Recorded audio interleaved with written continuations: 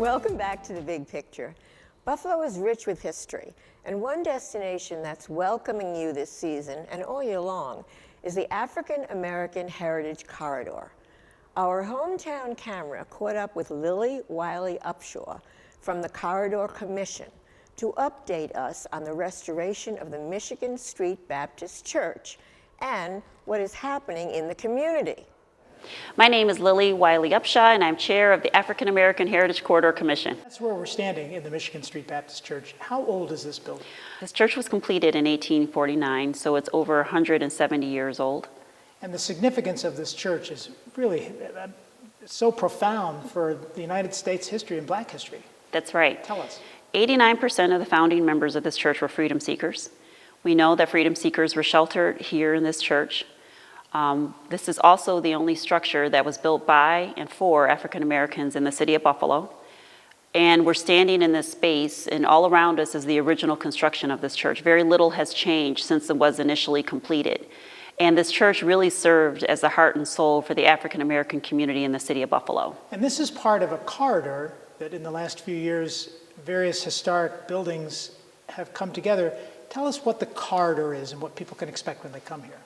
So the corridor is really a governing body that really has helped to pull all of these anchors, all of these historic spaces together, and we're creating one unified vision for Michigan Avenue.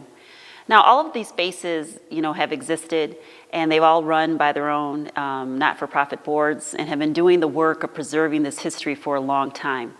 I look at the corridor or the commission as really putting kind of the icing on the cake and really sort of pulling all of us together to press forward with this unified vision of creating a historic, cultural tourist destination that really celebrates the life of the people who made all these spaces great and who helped to contribute to our city and to our country. So in addition to the Michigan Street Baptist Church, name the other anchors that are on the corridor. The other anchors are the Colored Musicians Club, WFO Black History Radio Collective, and we also have the Nash House.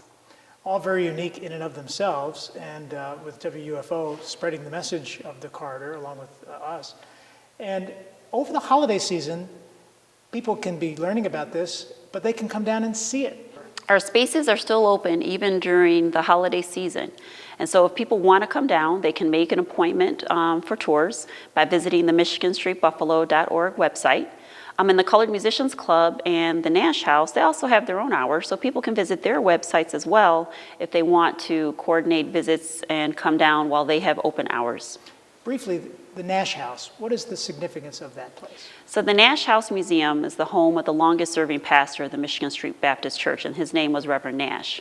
Reverend Nash really, when he arrived in Buffalo, he was a young man, but he helped to spearhead the creation of several organizations that were the foundations for the Black community, like the Urban League, the NAACP. He helped to construct the Y that was also here on Michigan Avenue as well.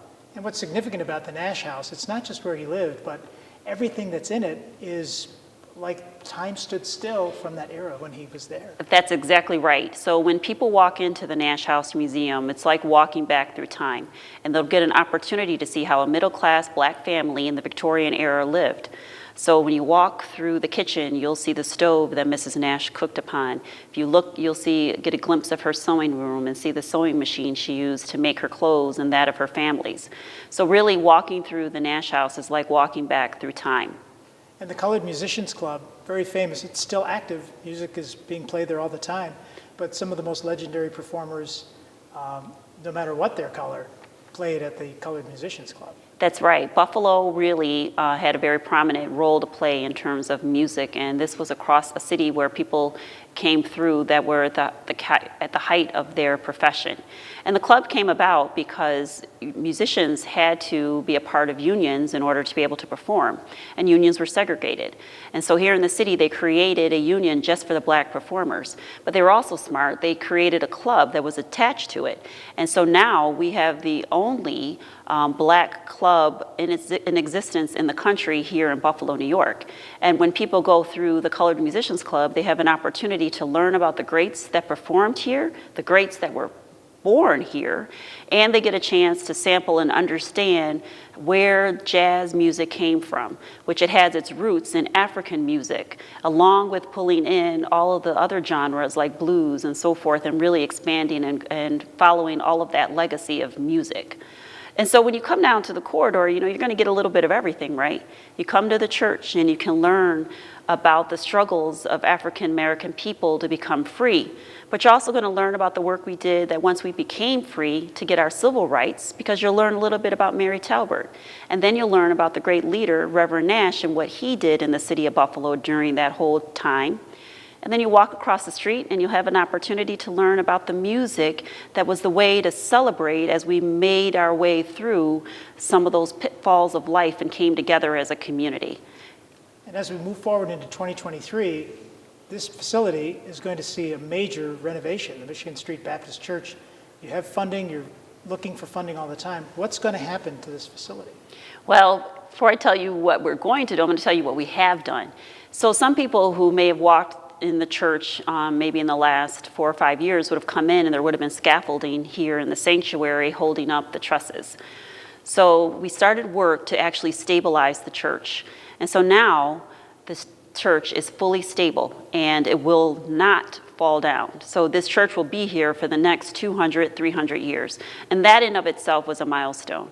And so after we have stabilized the structure, the next order of business is to now change the interior so that it looked the way that it did when it was initially constructed.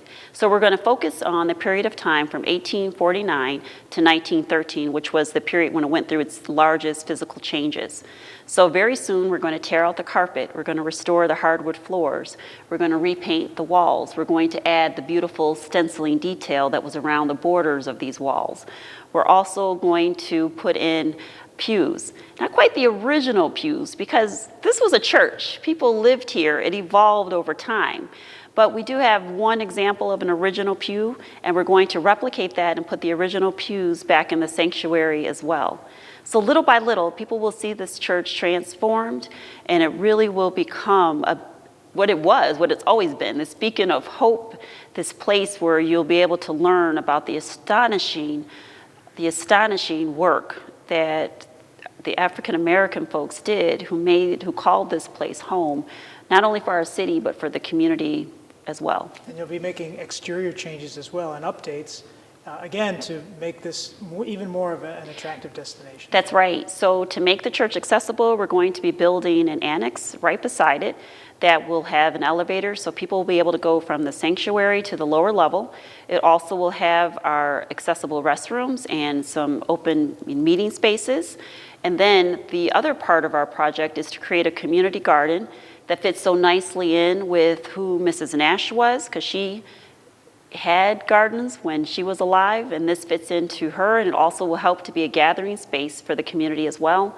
And then we're also, and this is how we work so closely with the Corridor Commission, we're going to be putting some murals up on the wall that's next to the garden, and we're going to be working with that on that project with the commission, because again, it fits into their larger plan for the whole corridor, and as well it works within the vision that we have as an organization for the church and for our grounds. So it's living history right here in the city of Buffalo that everybody should come and see. And that's what we call it. We call it this is a living history museum that everyone should come and see.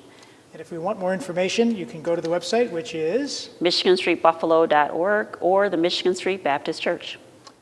Remember, to find out more information, you can go to this website, MichiganStreetBuffalo.org. Well, that's all the time we have for this edition of the program. Remember to join the conversation on Facebook and at WBBZ on Twitter. I'm Judge Penny Wolfgang. Thanks for watching The Big Picture. We'll see you next week.